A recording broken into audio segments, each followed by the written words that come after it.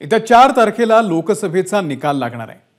पण कशी असते ईव्हीएम ठेवलेली जी स्ट्रॉंग रूम आहे, ईव्हीएमची सुरक्षा नेमकी कशी केली जाते, ईव्हीएम ज्या रूममध्ये ठेवतात तिथे लाईट देखील का लावत नाहीत, ईव्हीएम ठेवलेल्या रूममध्ये सीसीटीव्ही का नसतात, हे सगळे प्रश्न तुम्हाला पडत असतीलच। तर याची उत्तरे आम्ही छत्रपती संभाजीनगरच्या जिल्हाधिकारी दिलीप स्वामी यांच्याकडून जाणून घेतलेली आहे। त्यांच्याशी बातचीत केलेली आहे कृष्णा केंडे यांनी।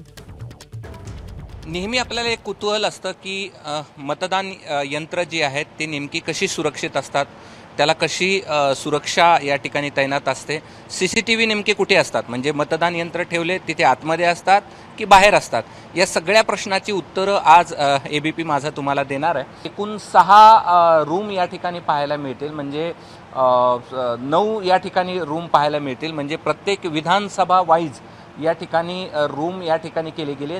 कशी नेमकी सुरक्षा असते आणि नेमकं सीसीटीव्ही नेमका कुठे असतो हे आपण जिल्हाधिकाऱ्यांकडून जाणून घेऊया। सर, थोडंसं समजून सांगा, हे कलर कोड नेमके काय आहेत, कारण की वेगवेगळे बोर्ड या ठिकाणी पाहायला मिळतात प्रत्येक ह्याच्यात, ते का या ठिकाणी केलेत आणि त्याची सुरक्षा कशी केली जाते? हे जे कॉलेज आहे MIT कॉलेज औरंगाबादचं, हे नवीन कन्स्ट्रक्टेड बिल्डिंग आहे। अतिशय सुरक्षित अशी बिल्डिंग आम्हाला लकीली स्ट्रॉंग रूमसाठी भेटली। हे जे CCTVचे स्क्रीन या ठिकाणी दर्शनी भागात लावलेलं आहे, हे प्रत्येक उमेदवार त्यांचे प्रतिनिधी यांना 24/7 या ठिकाणी बसून पाहण्यासाठी आम्ही हे उपलब्ध करून दिलेलं आहे। हे जे आपण दिसतंय वेगवेगळ्या रंगाचे आम्ही फलक लावलेले आहेत, ते वेगवेगळे फलक म्हणजे प्रत्येक विधानसभा मतदारसंघ त्याच्यामध्ये सुरक्षितरित्या ते यंत्र ठेवलेले आहेत। यामध्ये कोणी येत नाही निवडणूक प्रतिनिधी इथे, म्हणजे नाही, प्रत्येक उमेदवार आणि उमेदवाराचे जे निवडणूक एजंट आहेत त्यांना आम्ही लेखी निवेदन केलेलं आहे प्रत्यक्ष येण्यासाठी, या ठिकाणी बसून पाहण्यासाठी। व त्या ठिकाणी आतापर्यंत मी दररोज व्हिजिट करतो। कालपर्यंत फक्त 3 उमेदवारांचे प्रतिनिधी या ठिकाणी येऊन पाहून गेलेले आहेत।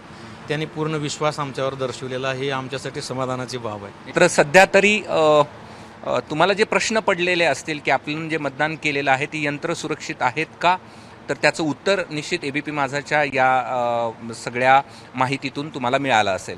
कॅमेरामन धनंजय दारुंटेसह मी कृष्णा केंडे, एबीपी माझा, छत्रपती संभाजीनगर। एबीपी माझा, उघडा डोळे बघा नीट।